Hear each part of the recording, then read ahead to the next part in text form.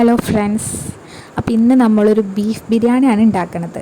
അധികം മസാലപ്പൊടികളൊന്നും ചേർക്കാണ്ട് നല്ല ടേസ്റ്റി ആയിട്ടുള്ളൊരു ബീഫ് ബിരിയാണി റെസിപ്പിയാണിത്. അപ്പോൾ നമുക്കിതിലോട്ട് 1 കിലോ ബീഫാണ് എടുത്തിട്ടുള്ളത്. ഈ ബീഫിലോട്ട് നമ്മൾ ഉപ്പും മഞ്ഞൾപ്പൊടി മാത്രം ഇട്ടിട്ട് നമ്മളിത് വേവിച്ചെടുക്കണം. ബീഫ് വെന്ത് കഴിഞ്ഞാൽ നമുക്കിതിൻ്റെ മസാലയ്ക്കായിട്ട് നമ്മളൊരു 4-5 വലിയ സവാള അരിഞ്ഞത്, ഇഞ്ചി, പച്ചമുളക്, വെളുത്തുള്ളി പേസ്റ്റ് ഇത്രയും ആക്കി വെച്ചതിന് ശേഷം നമുക്കൊരു പാൻ എടുത്തിട്ട് സവാള നന്നായിട്ടൊന്ന് വഴറ്റിയെടുക്കാം. ആവശ്യത്തിന് ഉപ്പ് ചേർത്തിട്ട് വഴറ്റുക, അപ്പോൾ വേഗം വഴന്ന് കിട്ടും. ഇനി അതിലോട്ട് വഴന്ന് വരുമ്പോൾ ഇഞ്ചി, വെളുത്തുള്ളി, പച്ചമുളക് പേസ്റ്റ് ഇടുക.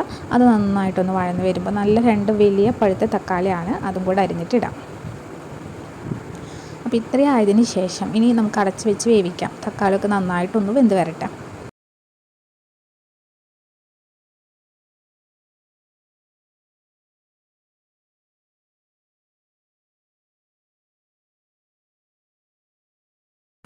എല്ലാം കൂടി നന്നായിട്ടൊന്ന് ഉടഞ്ഞ് വരുമ്പോൾ നമ്മൾ ഇതിലോട്ട് ഒരു 2 ടേബിൾ സ്പൂണോളം ബിരിയാണി മസാലയാണ്. അത് ഓപ്ഷണലാണ്, അതില്ലാതെ ഉണ്ടാക്കാം, കുഴപ്പമില്ല.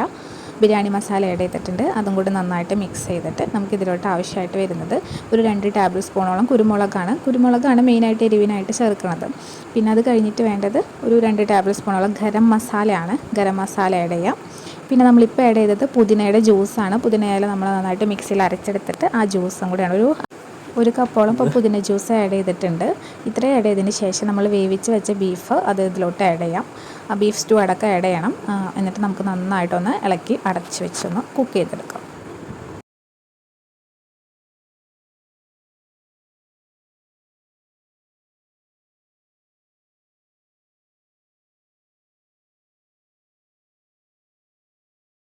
ഇപ്പം നമ്മുടെ ബീഫിൽ മസാലയൊക്കെ നന്നായിട്ട് പിടിച്ച് വന്നിട്ടുണ്ടാവും.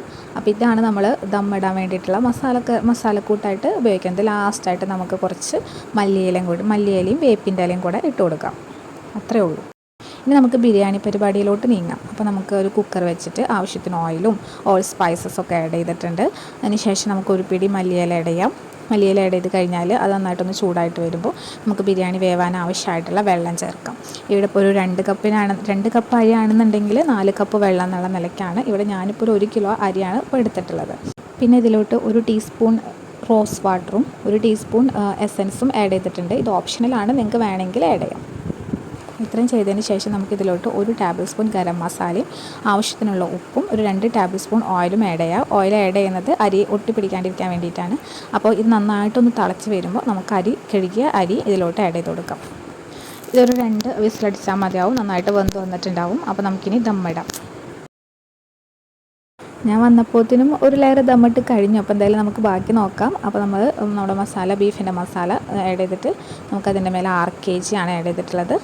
6 kg കൂടെ ഇട്ടിട്ട് അടുത്ത ലെയർ ഇട്ട് വീണ്ടും മസാല ഇട്ടിട്ട് അങ്ങനെ നമുക്ക് ദമ്മിട്ട് ഭദ്രമായിട്ട് അടച്ചു വയ്ക്കാം.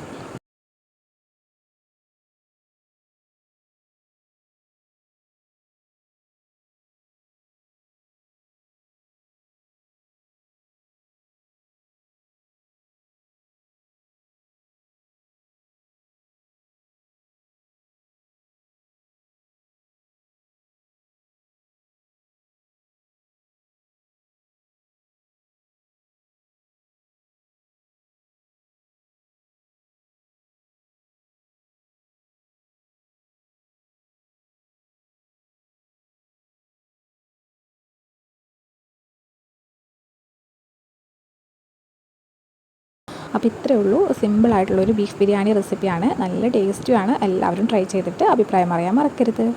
അപ്പോൾ നമുക്കിനി പുതിയൊരു വിഭവമായിട്ട് അടുത്ത വീഡിയോയിൽ കാണാം.